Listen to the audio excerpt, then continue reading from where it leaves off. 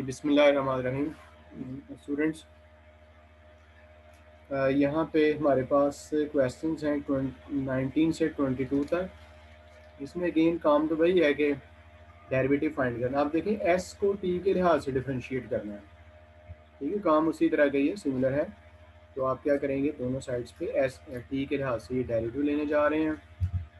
इस तरफ भी आपने लिखा D over D T, then tan T minus D over D T E की पावर माइनस टी। देखो ई की पावर, अगर x के लिहाज से बात करें तो e की पावर x का डेरिवेटिव होता है e की पावर x। लेकिन अगर e की पावर x की जगह पे e की पावर -3x हो जाए तो इसका डेरिवेटिव क्या होगा, e की पावर -3x, और देन फर्दर डेरिवेटिव आगे जो -3x है उसका लिखेंगे। देखें ये कब आगे डेरिवेटिव आता है, जब स्टैंडर्ड फॉर्म में e की पावर x है, इसका डेरिवेटिव e की पावर x ही है।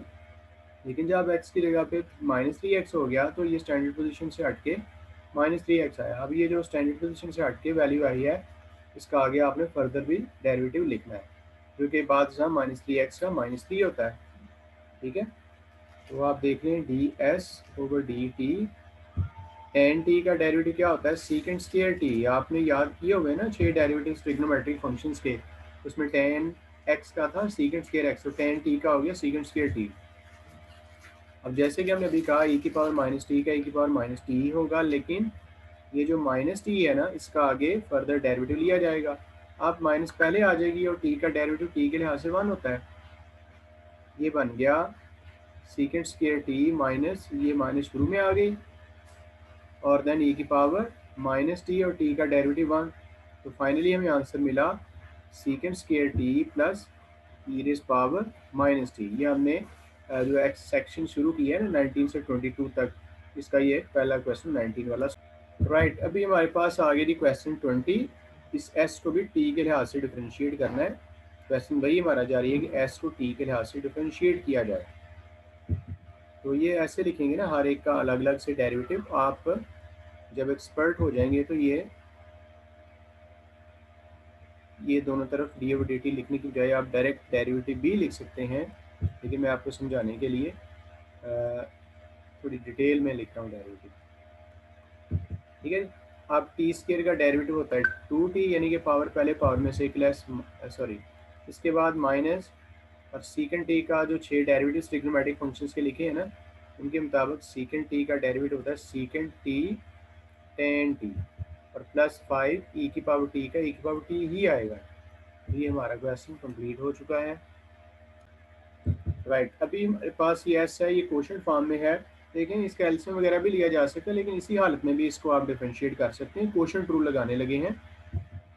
क्वोशंट रूल क्या होता है कि जब दो रकमें डिवाइड होती हैं तो उसका डेरिवेटिव कैसे लिया जाता है, नीचे वाली रकम और ऊपर वाली का डेरिवेटिव माइनस ऊपर वाली रकम, नीचे वाली का डेरिवेटिव और नीचे वाली रकम का होल स्क्वायर।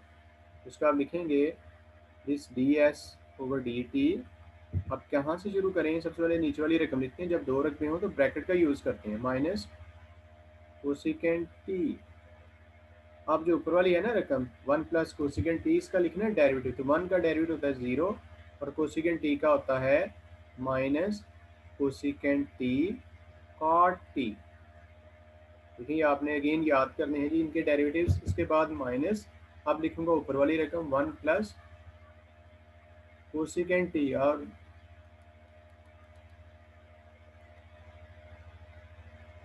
और जो नीचे वाली रकम है उसका लिखेंगे डेरिवेटिव। 1 का 0 और माइनस के बाद जो कोसिकेंट टी का डेरिवेटिव होता है minus cosecant T cot T. तो ये माइनस इस वाले माइनस से प्लस हो जाएगी, कोसिकेंट टी और कॉट टी, ठीक है।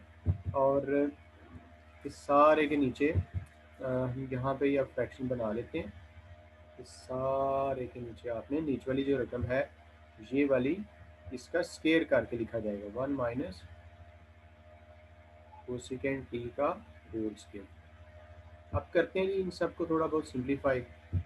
ये है D S over D T, जबकि यहाँ पे आइए इसको मल्टीप्लाई करें। तो जो minus cosecant T cot T है इसको 1 से मल्टीप्लाई किया जाएगा तो ये बन जाएगा minus cosecant T cot T, minus minus हो गया प्लस, ये कोसिकेंट टी से मल्टीप्लाई हुआ बन गया कोसिकेंट स्केयर टी। इसके बाद ये देखिए ये जो 1 है ये कोसिकेंट टी कॉट टी से मल्टीप्लाई होगा तो माइनस आएगा कोसिकेंट टी कॉट टी। इसके बाद ये minus plus minus minus cosecant ने इस वाले से मल्टीप्लाई है ना, यानी कि ये बन गया माइनस कोसिकेंट स्केयर टी और कॉट टी। और ये नीचे जो डिवाइड हो रही है रकम 1 माइनस कोसिकेंट टी और इसका होल स्केयर। फर्दर इसको हम कैसे लिखें, ये देखें minus cosecant T cot T और ये भी है minus cosecant T cot T. Simplification नहीं होती, इसको आप वैसे ही लिख देंगे।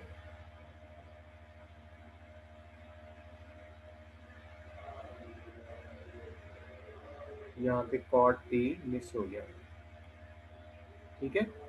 तो ये वाली रकम है इससे असल में कट रही है। बकाया ये 2 दफ़ा एक ही रकम है तो बन गई -2 cosecant T cot T over this 1 minus cosecant T का होल स्केयर।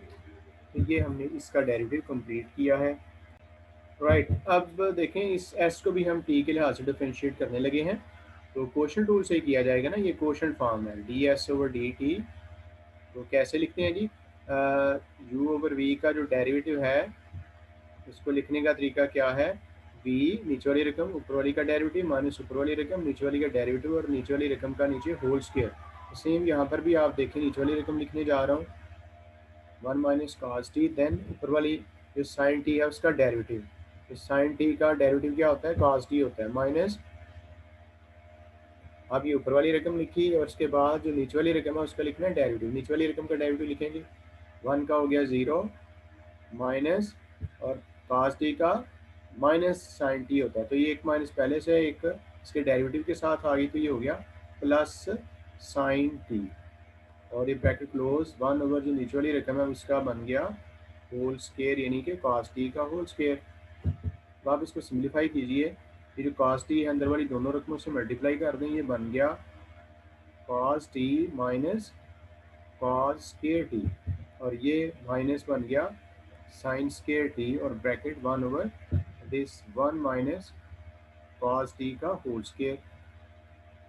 अब आप यूँ देखेंगे जो ये जो cos t के बाद आगे माइनस दोनों में कॉमन है, आपने माइनस कॉमन ले ली तो ब्रैकेट में आया cos square T plus sine square T और नीचे होल ही मैं लिख रहा हूँ 1 माइनस cos t का होल स्क्वायर। अब ये जो रकम है ना sine square plus cos square ये 1 होती है, इसको मैंने लिख लिया cos t माइनस 1 और नीचे आ गया 1 माइनस cos t और इसका होल स्क्वायर। अब ऊपर और नीचे वाली रकम में सिर्फ साइन का फ़र्क है, ऊपर से मैं -1 कॉमन ले लेता हूँ, ब्रैकेट में आ जाएगा 1 माइनस cos t। देखिए माइनस कॉमन लेने से क्या हुआ है, नीचे भी क्या है 1 माइनस cos t का होल स्क्वायर है। अब ये सिंगल पावर है, नीचे स्क्वायर से कट जाएगी और फाइनली हमारे पास आंसर आया -1 ओवर 1 माइनस cos t। ये हुआ इसका डेरिवेटिव। ओके जी, अभी हमारे पास ये क्वेश्चंस हैं 23 से 26। डी आर और डी थीटा फाइंड करना है, यानी कि आर को थीटा के लिहाज से डिफरेंशिएट करना है। लेफ्ट साइड पे आ रहा है उसको आपने थीटा के लिहाज से डिफरेंशिएट करना है। तो डिफरेंशिएशन के रूल्स वही हैं, सिर्फ आपने जेन में बनाना है कि अब एक्स की जगह पे थीटा आ रहा है। तो आइए सबसे पहले हम इस आर का डेरिवेटिव फाइंड करते हैं विद रिस्पेक्ट टू थीटा, यानी कि D R over D theta. यानी कि थीटा के लिहाज से आपने दोनों साइड्स का लिया डेरिवेटिव, तो 4 का भी ले लिया minus D over D theta, इसका थीटा स्क्वायर साइन थीटा का भी डेरिवेटिव ले लिया। अब ये 4 तो कांस्टेंट है ना, इसका 0 होता है डेरिवेटिव कांस्टेंट का 0। अब माइनस के बाद मैंने ब्रैकेट इसलिए लगाई क्योंकि प्रोडक्ट रूल से 2 रकमें बननी है, तो माइनस जब पहले आएगी तो हम उसके गिर्द ब्रैकेट डाल लेते हैं ताकि अंदर वाली रकमों के वो साइन जो है वो डिस्टर्ब ना हो। तो ये इसमें अब प्रोडक्ट रूल लिखने जा रहा हूँ, ये पहली रकम ये दूसरी रकम। प्रोडक्ट रूल में क्या होता है, पहली रकम लिखते हैं और जो दूसरी रकम है उसका डेरिवेटिव लिखते हैं। तो मैंने देखे अब डायरेक्ट ही इसका डेरिवेटिव लिखना है, साइन थीटा का डेरिवेटिव होता है कॉस थीटा। और अब क्या है, दूसरी रकम लिखनी है साइन थीटा और जो पहली रकम है ना थीटा स्क्वायर उसका थीटा के लिहाज से डेरिवेटिव 2 थीटा होगा। तो बस इसको थोड़ा सिंप्लीफाई कर लेंगे तो 0 है ये माइनस अंदर वाली रकमों से आप मल्टीप्लाई होगी, minus theta square cos theta minus ये 2 थीटा पहले लिखें और साइन थीटा, ये है इसका डेरिवेटिव। सिमिलरली यहाँ पर अगेन क्वेश्चन 24 में आर की वैल्यू थीटा की फॉर्म में, यानी कि आर थीटा का फंक्शन है, इसको हम डिफरेंशिएट करने लगे हैं D R over D theta. दूसरी साइड का भी डेरिवेटिव लेना होगा, या आप डायरेक्ट भी लिख सकते हैं, लेकिन मैं अभी समझाने के लिए दोनों साइड्स पे D over D theta apply कर रहा हूँ। ओके, अब ये देखें दो रकमों का है प्रोडक्ट, तो इस पर प्रोडक्ट टूल लिखा जाएगा, पहली रकम और दूसरी का डेरिवेटिव। अब दूसरी रकम क्या है, साइन थीटा, उसका डेरिवेटिव लिख दिया कॉस थीटा, पानी भी दे दो, प्लस दूसरी रकम लिखी साइन थीटा, और जो पहली रकम है ना थीटा, उसका डेरिवेटिव थीटा के लिहाज से 1। लास्ट पे देखें कॉस थीटा, और कॉस थीटा का डेरिवेटिव होता है माइनस साइन थीटा, तो सिंप्लीफाई कीजिए, theta cos theta plus sine theta minus sine theta, ये वाला इससे कैंसिल हो जाएगा, और ये आपका फाइनल आंसर है थीटा कॉस थीटा, यानी कि आर को आपने थीटा के लिहाज से डिफरेंशिएट कर लिया। 25 वाला क्वेश्चन है, आर को थीटा के लिहाज से डिफरेंशिएट करेंगे। देखिए आप क्वेश्चन टू क्वेश्चन देख लिया करेंगे, अगर सिंप्लीफाई करके बाद में उसका डेरिवेटिव लिया जाए, या सिंप्लीफिकेशन का कोई फ़ायदा नहीं है और वैसे ही डेरिवेटिव लेना होता है। जैसे यहाँ पर भी मुझे कोई फ़ायदा नज़र नहीं आ रहा, अगर मैं इसको सिंप्लीफाई करने की कोशिश भी करूँ, तो सिंपली मैंने आर को थीटा के लिहाज से डिफरेंशिएट करना है। ये दो रकमों का प्रोडक्ट है, तो देखिए हम कितनी दफ़ा प्रोडक्ट लगा चुके हैं। तो इसमें पहली रकम लिखते हैं और दूसरी का डेरिवेटिव लिखते हैं। आप कोसेकेंट थीटा का डेरिवेटिव क्या होता है जी, याद करें ना आप, ये जो 6 ट्रिग्नोमेट्रिक फंक्शंस के डेरिवेटिव्स हैं, माइनस कोसेकेंट थीटा और कॉट थीटा, तो ये आप लिखिए minus cosecant theta cot theta plus, अब दूसरी रकम लिखी जाएगी कोसेकेंट थीटा, और जो पहली रकम है ना सीकेंट थीटा, उसका डेरिवेटिव लिखें, वो होता है सीकेंट थीटा टेन थीटा। देखिए जो भी इसको आप फर्दर सिंप्लीफाई कर सकते हैं करें, वटेवर, इसको आप ऐसे लिखें जी, एक तो माइनस पहले आ गई ना, इसके बाद ये बन गया 1 ओवर कॉस थीटा, ये बन गया 1 over sine theta, cot theta equal होता है cos theta over sine theta, और प्लस इसको भी देख लें, ये है 1 ओवर साइन थीटा, ये है secant theta 1 over cos theta होता है, और टेन थीटा भी आप जानते हैं कि sine theta over cos theta होता है। ये सिम्प्लीफिकेशन मकसद नहीं है, सिर्फ ये कैंसिलेशन हो रही है, यहाँ से साइन थीटा को कैंसिल कर दिया, तो रिमेनिंग जो भी बच रहा है ना उसको हम लिख रहे हैं minus 1 over sine square theta plus 1 over cos square theta.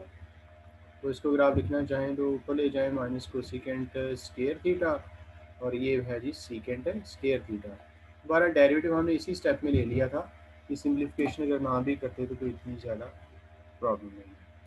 देखें इधर आप क्या थोड़ा सिम्प्लीफाई कर लें, या किसी भी तरीके से आप करें, जैसे मैं अगर इसको थोड़ा सिम्प्लीफाई करूं, क्योंकि ये है ना 1 प्लस, इसको लिख लेते हैं cos theta, secant theta 1 over cos theta होता है, और देन साइन थीटा। अभी डेरिवेटिव नहीं ले रहा, थोड़ा सिम्प्लीफाई कर रहा हूँ। देखो ये साइन थीटा अंदर वाली रकमों से मल्टीप्लाई होगा, तो ये बन जाएगा sine theta over cos theta, और आप जानते ही हैं कि sine theta over cos theta को हम टेन थीटा कहते हैं। अब आप दोनों साइड्स का लिखें derivative D R over D theta, तो डायरेक्टली लिखते हैं ना, साइन थीटा का डेरिवेटिव कॉस थीटा और टेन थीटा का डेरिवेटिव सीकेंट स्केयर थीटा होता है। ये टेबल के मुताबिक मैंने नोट कर लिया। राइट, अभी ये क्वेश्चंस हैं ये 27 से 32 तक, जिसमें कहता है D p over d Q, यानी कि पी जो है वो क्यू का फंक्शन है, तो पी को क्यू के लिहाज से डिफरेंशिएट करना चाहते हैं। तो यहाँ पर भी आप थोड़ा सा देखेंगे, अगर मैं इसको सिंप्लीफाई करने के लिए ये जो 1 ओवर कॉट क्यू है, क्या ये टेन क्यू के इक्वल नहीं है, ऐसे लिख लेना। अब आप पी का क्यू के लिहाज से डेरिवेटिव लें, D p over d Q, तो 5 का हो गया 0, और टेन क्यू का हो गया सीकेंट स्केयर क्यू, बस जी। इसके बाद क्वेश्चन 28, इसको भी आप थोड़ा चेक कर लें कि क्या डेरिवेटिव डायरेक्ट ले लें या इसको थोड़ा सिंप्लीफाई कर लें। तो ये मल्टीप्लाई करें ना कॉस क्यू को अंदर वाली रकमों से, कॉस क्यू प्लस, अब देखो कोसिकेंट क्यू होता है 1 ओवर साइन क्यू, तो ये जब 1 ओवर साइन क्यू को जब आप देखें ना, 1 ओवर साइन क्यू और 1 प्लस ऐसे है ना, और बाहर है काज क्यू, तो अंदर मल्टीप्लाई हो रहा है, तो काज क्यू प्लस ये काज ओवर साइन क्या होता है, काट क्यू। तो करें आप इसको differentiate, d p over d q, cause q का डेरिवेटिव हो गया माइनस साइन क्यू, और काट क्यू का डेरिवेटिव क्या होता है, माइनस कोसिकेंट स्केयर क्यू। तो ये हमने इसको मुकम्मल कर लिया। आइए इस क्वेश्चन को भी थोड़ा सिंप्लीफाई करते हैं, बाद में डिफरेंशिएट करेंगे। P इज इक्वल टू, इसके नीचे लिखें ना आप, साइन क्यू ओवर काज क्यू, प्लस लिखें काज क्यू ओवर काज क्यू। तो ये फिर क्या बन गया, ये बन गया टेन क्यू, और ये बन गया 1। अब आप ले लें इसका derivative, D p over d Q, ten q का डेरिवेटिव होगा सीकेंट स्केयर क्यू, और 1 का 0। जी अगेन हमें इसको डिफरेंशिएट करना है, लेकिन गालबन ये सिंप्लीफाई नहीं हो सकता। इस पे आप क्वेश्चन टूल लगाएं, इसको p को q के लिहाज से डिफरेंशिएट करें। क्वेश्चन टूल में क्या होता है, सबसे पहले हम नीचे वाली रकम लिखते हैं 1 प्लस टेन क्यू, ऊपर वाली जो रकम है ना टेन क्यू, उसका लिखते हैं डेरिवेटिव। और आप सारे जानते हैं कि टेन क्यू का डेरिवेटिव होता है सीकेंड स्केयर क्यू, फिर माइनस लगाई जाती है। इसके बाद अब आपने न्यूमरेटर ऊपर वाली रकम लिखनी है, और नीचे वाली जो रकम है डिनोमिनेटर उसका लिखना है डेरिवेटिव। तो 1 का होता है जी 0, और टेन क्यू का हम लिखेंगे derivative सीकेंड square Q, bracket close 1 over जो नीचे वाली रकम है उसका स्केयर। ओके जी, अब देखें जी कि इसको कैसे सिंप्लीफाई किया जाए, अगर हो सकता है तो उसमें ये चीज़ है कि सीकेंड स्केयर क्यू इधर भी और इधर भी कॉमन है, क्योंकि 0 प्लस सीकेंड स्केयर क्यू है, तो क्यों ना हम सीकेंड स्केयर क्यू को ऐसे बाहर ले लें। तो ब्रैकेट में अब रह जाएगा 1 plus ten q minus ten q, और then 1 over this 1 plus ten q का ये वाला होल स्केयर। तो ये काट सकते हैं, और फाइनली हमारे पास आंसर आया सीकेंड square Q over 1 plus ten q का होल स्केयर। So easy. इस वाले को भी सिंप्लीफाई तो नहीं किया जा सकता, हमें इसका भी डायरेक्ट डेरिवेटिव लिखना है क्वोशंट रूल से, D p over d Q, तो ये क्वोशंट फॉर्म है ना।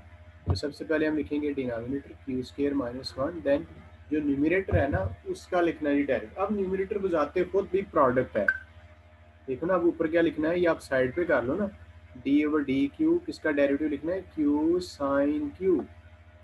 तो इस पर प्रोडक्ट टूल ना लगाएं, पहली रकम और दूसरी रकम यानी कि साइन क्यू का डेरिवेटिव कॉस क्यू, प्लस दूसरी रकम यानी कि साइन क्यू, और दूसरी रकम जो क्यू है, क्यू का क्यू के लिहाज से डेरिवेटिव 1। तो यहाँ पे मुझे नीचे वाली रकम लिख के ऊपर वाली रकम का लिखूंगा डेरिवेटिव, तो ये आ गया। मैं ये लिखने लगा हूँ क्यू कॉस क्यू प्लस ये साइन क्यू माइनस, अब लिखूंगा ऊपर वाली रकम यानी कि क्यू साइन क्यू, और जो नीचे वाली रकम है ये वाली क्यू स्केयर माइनस 1, क्यू के लिहाज से इसका डेरिवेटिव होगा क्यू स्केयर का 2 क्यू, और माइनस 1 का 0, तो उसे लिखने की ज़रूरत नहीं है। 1 ओवर ये जो क्यू स्केयर माइनस 1 का है होल स्केयर। अब देख लें कि क्या हम इसको सिंप्लीफाई कुछ कर सकते हैं, अगर कुछ सिंप्लीफाई हो सकता है तो आप बेशक करें। जैसे देखें ना, क्यू स्केयर को अंदर वाली रकमों से मल्टीप्लाई करते हैं, तो मेरा ख्याल है कि इसमें कोई खातर खास सिंप्लीफिकेशन नहीं होगी, इसको यहीं पे छोड़ देते हैं, डेरिवेटिव तो हमने ले लिया जी। इस क्वेश्चन को हम थोड़ा सा सिंप्लीफाई कर सकते हैं। जैसे देखें, मैं यूँ करता हूँ, 3 क्यू के नीचे लिखता हूँ ये Q secant Q plus 10 Q over this, इसे आप कहेंगे क्यू सीकेंट क्यू।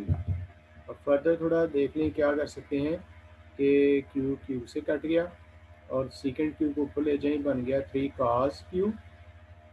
इसी तरह से ये जो 1 ओवर क्यू को ऐसे लिख लें, और देन ये 10 क्यू को आपने लिख लिया sine q over cos q, और ये जो 1 ओवर सेकेंड क्यू है ऊपर जाके बन गया cos क्यू, ये भी इससे कट गया। तो हमारे पास p की वैल्यू आई 3 cos क्यू प्लस फर्दर आ गई sign q over Q.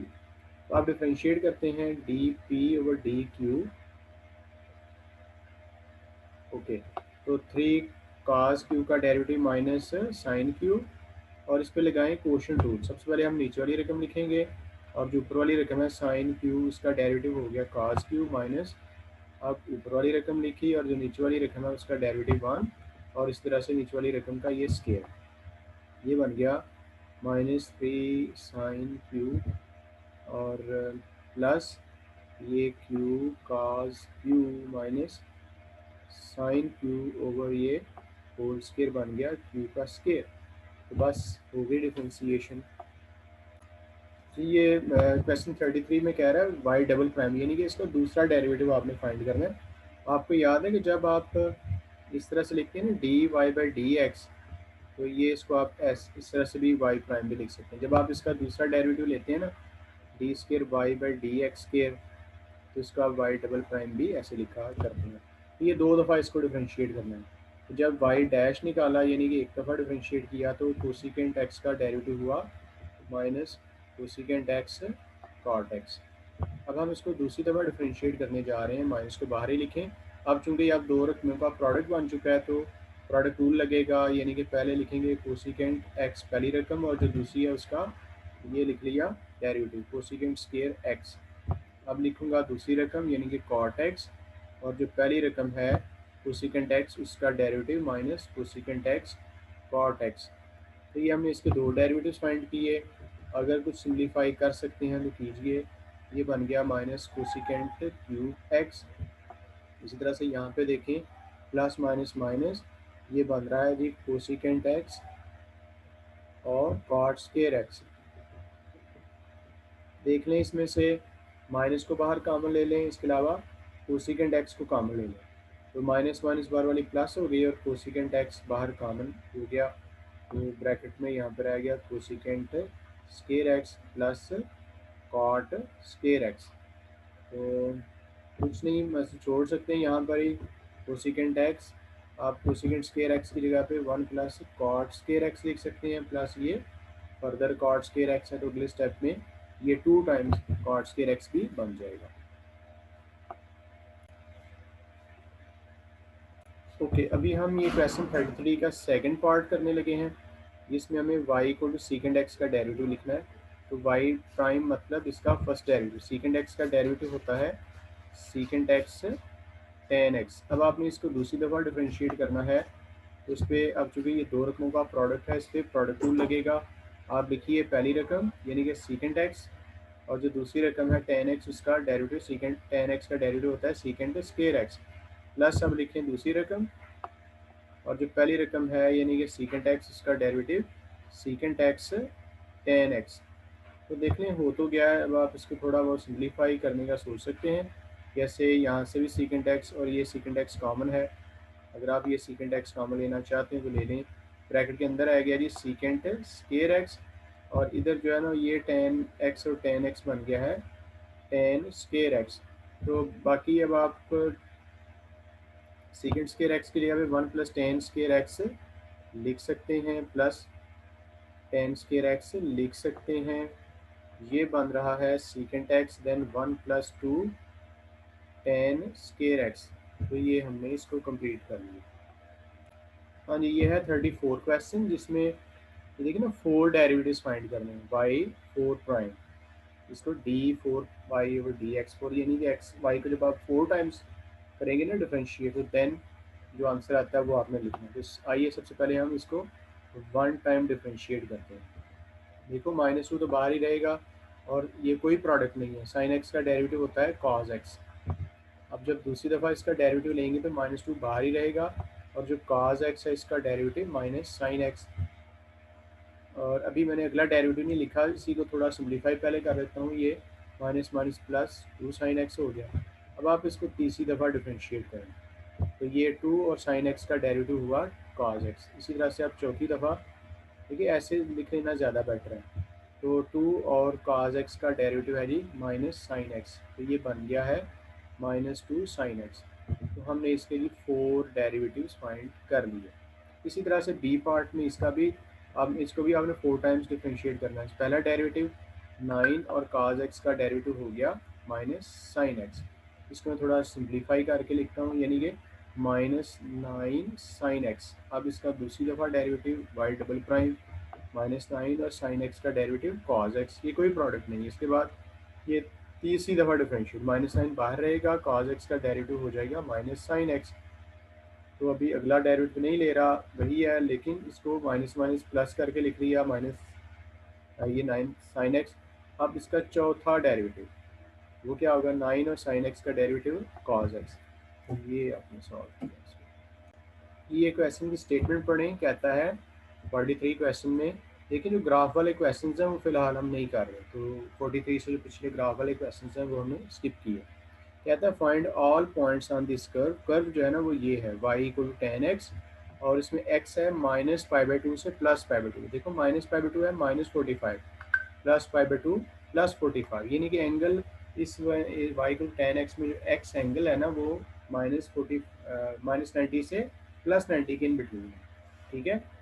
Where the tangent line is parallel to the line y equal to 2x। आपने बताना है कि ये जो y इक्वल टू 10x का ग्राफ है बिटवीन -90 एंड +90, इसमें वो कौन से पॉइंट्स हैं जहाँ पे जो टेंजेंट लाइन है वो इस वाली लाइन के पैरेलल है। देखें ये जो लाइन है इसको हम देखते हैं, क्योंकि इस लाइन के पैरेलल जो टेंजेंट लाइनें होंगी ना इस कर्व के ऊपर y इक्वल टू 10x के ऊपर, कहता है स्केच द कर्व भी ड्रा करें, टेंजेंट भी ड्रा करें together and labelling each with its equation, और इसकी इक्वेशन भी लिखें, यानी कि जो टेंजेंट लाइन की इक्वेशन है वो भी फाइंड करें। देखिए मैं आपको थोड़ा सा समझा देता हूँ।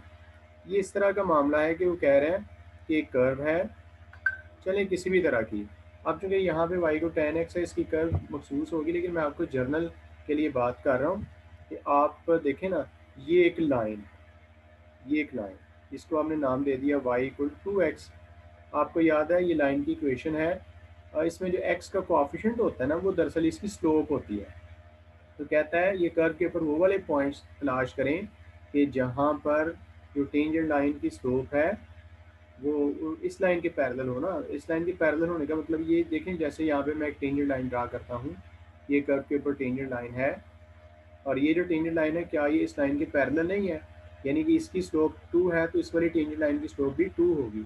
तो ये तो एक पॉइंट हमने तलाश किया, तो हो सकता है कि कर्व के ऊपर एक से ज़्यादा पॉइंट्स भी हों कि जहाँ पे जो टेंजेंट लाइन ड्रा हो वो इस वाली लाइन यानी कि y इक्वल 2x और जिसमें स्लोप इसकी 2 है उसके पैरेलल हो। ये क्वेश्चन है, कहता है वो वाले पॉइंट्स फाइंड करो कर्व के ऊपर, कौन सी curve, y equal to 10x की कर्व जो कि -90 और +90 के दरमियान ड्रा की गई है, where the tangent line is parallel to this curve, this line, यानी कि इस लाइन की स्लोप 2 है। कहता है कि स्केच द कर्व, उस कर्व को स्केच करें, लेकिन स्केचिंग की तरफ नहीं हम जाएंगे, और टेंजेंट्स को together labelling with each it's equation, हम वैसे ही इसकी जो टेंजेंट लाइन की इक्वेशन है ना वो फाइंड कर लेते हैं, ठीक है जी। तो जैसे मैंने कहा कि हमारे पास जो इसके सोल्यूशन में जो कर्व है ना वो ये है y इक्वल टू 10x, और इसमें जो एंगल है उसने रखा हुआ है वो -π/2 से +π/2 के दरमियान। अगर आपको याद हो तो ये वाला एंगल है, ये -π/2, देखो ना 270 को -π/2 भी कहते हैं, उल्टी डायरेक्शन में आप आएंगे, और ये +π/2, यानी कि एंगल आपका पहले या चौथे क्वाड्रेंट का होगा। तो देखें जब आप कर्व को डिफरेंशिएट करते हैं ना उसका डेरिवेटिव फाइंड करते हैं, तो मैं आपको कई दफ़ा बता चुका हूँ कि ये जो आंसर आता है ना वो दरअसल उस कर्व के ऊपर टेंजेंट लाइन जो आप ड्रा कर सकते हैं उसकी स्लोप होती है, ठीक है ना। ये dy/dx equal to secant square x। अब हमें वो वाले पॉइंट्स तलाश करने हैं कि जहाँ पर ये जो टेंजेंट लाइन की स्लोप जो कि हमने निकाली है उसकी स्लोप किसके इक्वल हो, इसके बराबर हो, यानी कि इस लाइन के पैरेलल हो।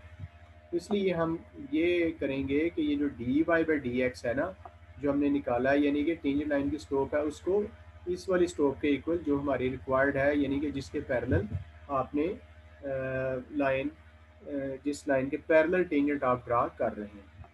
तो यहाँ पे हमने चूँकि dy/dx फाइंड किया है, सीकेंट स्क्वायर x वो लगा दिया, लेकिन दोबारा से आप कंफ्यूज नहीं हो।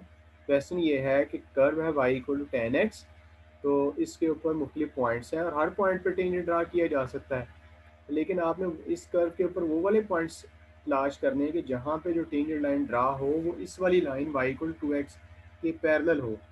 वो टेंजेंट लाइन का इस लाइन के पैरेलल होने का मतलब ये है कि हमारी जो टेंजेंट लाइन है उसकी स्लोप इस लाइन की स्लोप के बराबर हो।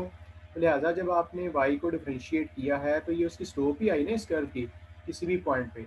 लेकिन हमें पॉइंट का ही तो नहीं पता, लेकिन इतना पता है कि इसकी ये वाली स्लोप इसके इक्वल होनी चाहिए, इस लाइन की स्लोप के बराबर होनी चाहिए, यानी कि 2 के बराबर। इसलिए आपने d y by d x को 2 के इक्वल पुट कर दिया। अब चूंकि d y by d x आपने सीकेंड स्क्वायर एक्स निकाला हुआ है, अब आप खुद भी जानते हैं कि सीकेंड स्केयर को आप क्या लिख सकते हैं, वन वो काज स्केयर एक्स, दिस इज 2/1। अब आप क्या करें, इसको ना थोड़ा उल्टा कर दें, रेसिप्रोकल लें, तो ये बन जाएगा काज स्केयर एक्स, दूसरी साइड भी उल्टी हो जाएगी। अब जब आप इसका अंडर रूट लेंगे तो ज़ाहिर है कि राइट साइड में प्लस माइनस के साइंस भी आएंगे। ठीक है, तो अब आपसे मेरा ये सवाल है कि यहाँ पे काज एक्स की एक वैल्यू प्लस में आ रही है, एक वैल्यू आ रही है माइनस में। तो चूंकि क्वाड्रेंट्स का आपको बता दिया गया है -π/2 से +π/2 के दरमियान है, तो अब आप खुद सोचें कि ये जो cos x की वैल्यू पॉजिटिव है, तो पहले चौथे में या पहले में से ये आपकी जो cos की वैल्यू है वो होगी दूसरे चौथे में। ओके, देखें क्वाड्रेंट हमारा है पहला और चौथा।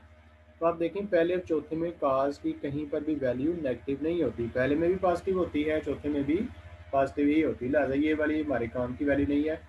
ये देखें, जब आपने वो एंगल देखना है जो कि पहले या चौथे क्वाड्रेंट में हो और उसके काज की वैल्यू 1/2 का अंडर रूट हो, तो ये भी यहाँ से दो एंगल्स आ रहे हैं π/4। सारे आप जानते हैं कि काज π/4 जो होता है ना वो 1/2 अंडर रूट के इक्वल होता है। यहाँ से आपको x की ये वाली वैल्यू मिली है, यानी कि अच्छा इसी तरह से चौथे क्वार्टर में भी एंगल है ना कि जो कि -π/4 उल्टी डायरेक्शन में, क्योंकि चौथे में एंगल आ गया -π/4 और चूंकि एंगल चौथे में है लिहाजा इसकी काज की वैल्यू अभी भी पॉजिटिव होगी। तो आपको पता चला 2x की वैल्यूज ऐसी हैं कि जहाँ पर जो काज x की वैल्यू 1/2 रूट के इक्वल होगी।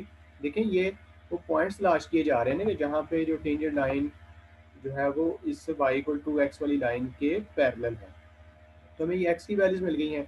अब आप y की वैल्यूज़ निकालना चाहेंगे ना, तो y किसके इक्वल है, y इक्वल है tan x के इक्वल।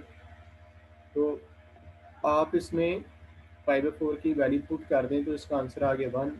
इसी तरह से ये दूसरा एंगल भी इसमें पुट करें, y इक्वल tan x जो कि क्या है tan -π/4। तो आपको पता है tan -θ tan θ के बराबर होता है और इसकी वैल्यू होगी -1। तो आपके पास जो पॉइंट्स आ गए ना, ये जहाँ पे टेंजेंट लाइन y=2x के पैरेलल है वो दो आ रहे हैं। एक है π/4 एंड 1 और दूसरा है -π/4 एंड -1, यानी कि ये जो दो पॉइंट्स हैं कर्व के ऊपर y=tan x पे, कि जहाँ पे जो टेंजेंट लाइन है वो हमारी लाइन y=2x के पैरेलल होगी। अब आपने इन टेंजेंट लाइंस की इक्वेशंस लिखनी है। इक्वेशन ऑफ टेंजेंट लाइन, देखिए ना पहले y-y1 equal to m into x minus x1, slope का तो उसने पहले ही बता दिया होगा ना कि 2 होनी चाहिए। अब इसके लिए लिखें, ये है x, ये है y, तो आपने लिखा y-1 equal to then x minus π/4। जब आप दूसरी लाइन लिखेंगे ना यहाँ पे टेंजेंट जो कि इस वाले पॉइंट पे होगी -π/4 और -1 पे, उसकी इक्वेशन ये होगी y minus y1 equal to m into x minus x1। यहाँ पे आप देख रहे हैं कि y1 कितना है -1, स्लोप उतनी ही है x माइनस π/4। तो ये भी आपका रिक्वायर्ड क्वेश्चन है कि आपने वो टेंजेंट लाइंस की इक्वेशंस, जो वो वाली टेंजेंट लाइंस कर्व के ऊपर पहले आपने पॉइंट्स निकाले कि जहाँ पे टेंजेंट लाइन है, लाइंस जो होगी वो y=2x के पैरेलल होंगी। अच्छा जी, अब सबका क्वेश्चन की टाइप का ही है, कह रहा है कि find the points on this curve. Curve जो है उसके ऊपर वो वाले पॉइंट्स फाइंड करें जो कि कर्व 0 से पाई के दरमियान ड्रा की गई है, where the tangent line is parallel to this line. अब देखो y=-x में x का ऑप्शन -1 है, यानी कि आपने इसकी वो वाली टेंजेंट लाइनों में इंटरेस्टेड हैं जिनकी स्लोप इस वाली की स्लोप के इक्वल हो।